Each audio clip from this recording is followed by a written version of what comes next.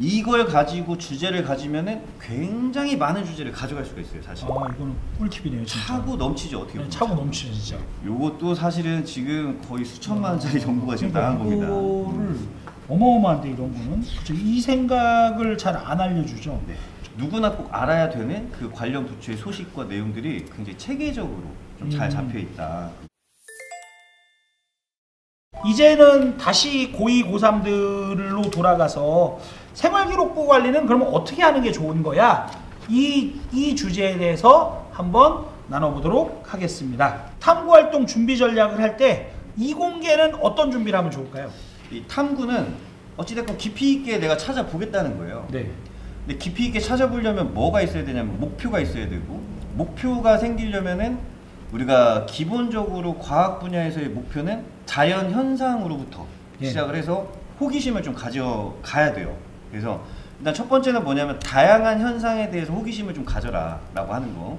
그리고 그런 호기심과 관련해서 키워드를 뽑아내면 그 키워드에 대해서 찾아보고 그게 탐구의 결과인 거죠. 찾아보고 찾아보고. 근데 여기에서 이제 주안점을 둬야 될 거는 가장 대표적으로 이제 귀납적 탐구와 연역적 탐구 이렇게 두 가지로 나눌 수가 있을 겁니다. 근데 귀납적 탐구 같은 경우에는 우리가 전 세계 방방곡곡을 다 다녀야 돼요. 그래서 귀납적 탐구는 사실은 이제 의미가 없고 연역적 탐구를 이제 해야 되는 거죠, 결국에는.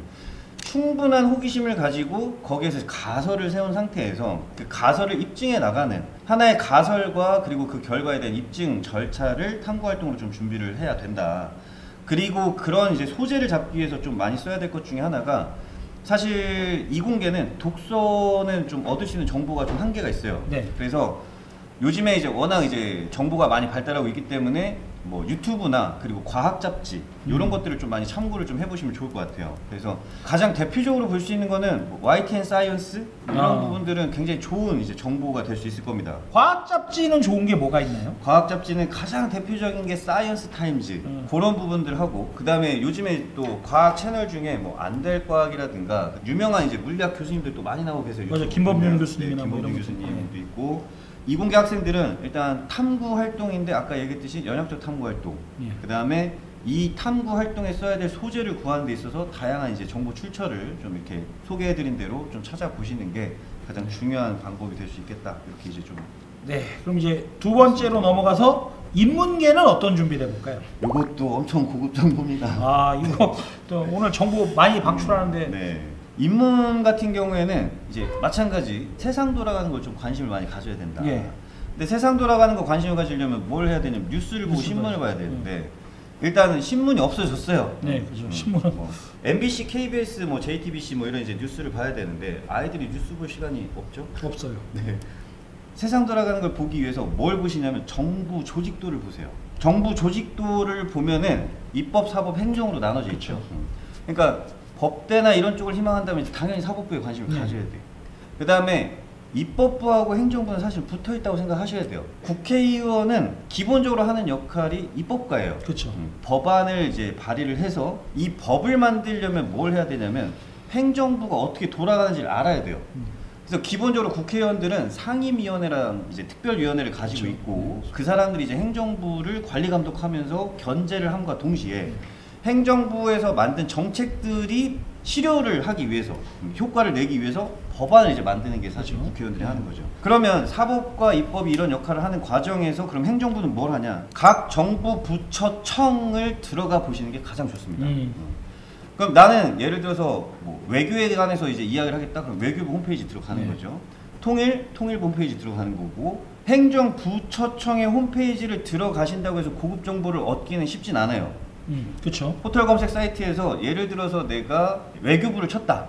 그러면 그 바로 밑에 뭐가 나오냐면 공식 블로그랑 포스트 창이 있어요. 아, 네, 맞아요, 있어요. 네, 그 블로그와 포스트를 들어가면 이거는 개인들이 쓴 게 아니라 공무원들이 굉장히 기획을 잡고 쓰는 거예요.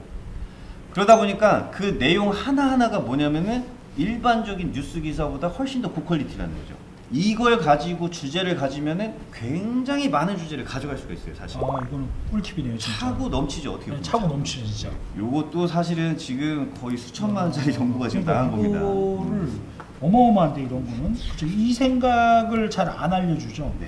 누구나 꼭 알아야 되는 그 관련 부처의 소식과 내용들이 굉장히 체계적으로 좀 잘 잡혀 있다. 그래서 인문계는 요거 보시면은 거의 뭐 게임 끝이다. 이건 뭐 다 들어있겠네요. 네. 그리고 이제 자유전공 안 하는 게 낫지 않겠니? 라고 말씀까지 하셨는데 자유전공은 일단 첫 번째 당부를 드리고 싶은 건 아까도 이야기했듯이 도전적이고 모험적이다. 다만 실제 아직 진로가 미정이라면 가시적인 진로가 없을 때 1학년 때 뭉뚱그려서 간다? 그러면 인문계, 이공계를 융합해서 가시라는 거고 네. 혹은 1학년과 2학년에 꿈이 바뀔 수 있어요. 그거는 당연히 존중되어야 됩니다. 꿈이 바뀌면 그 바뀐 부분에 대해서 심화적으로만 들어가셔도 돼요. 그러니까 1학년 때 경영이야. 근데 경영을 겉으로 할지 말고 예. 속까지 깊이 있게 들어가서 하고 2학년 때 의예과야. 그러면 의예과 깊이 있게 들어가고 3학년 때 다시 심리학과야. 그러면 심리학과 다시 깊이 있게 들어가라. 다만 특히 3학년 때 주의를 해야 될 게 1학년, 2학년은 심화를 했지만 3학년 때는 내가 지금 왜 이렇게 꿈이 바뀌었는지에 대한 절차를 소개할 수 있는 융복합적인 지식을 보여줄 수 있는 소재를 찾아내야 돼요.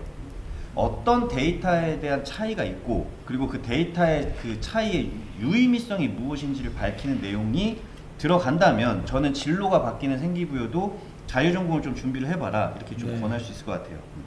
이제 그러면은 전반적인 설명은 모두 마쳤고 이제 마무리를 해야 될 시간이 다가온 것 같아요. 마무리를 하면서 한 말씀 해주시면. 네. 아까 초반에 이제 말씀드린 것처럼 오늘 이제 이 짧다면 짧은 입시 설명의 이런 정보들이 바라봐 주시는 학부모님들과 그리고 학생분들께 작은아마 선물이 됐으면 좋겠고 저한테는 이미 또 선물이 된 것 같아요. 그래서 오늘 대표님과의 시간 굉장히 소중하고 많은 이제 또 그런 의미를 가질 수 있는 그런 시간이었습니다. 감사합니다. 다시 한번 오늘 함께 해주신 모든 분들 감사드리고요. 저희는 여기서 인사드리겠습니다. 지금까지 학원왕 박준태와 A커리어의 이종윤 대표였습니다. 감사합니다. 네, 감사합니다. 네.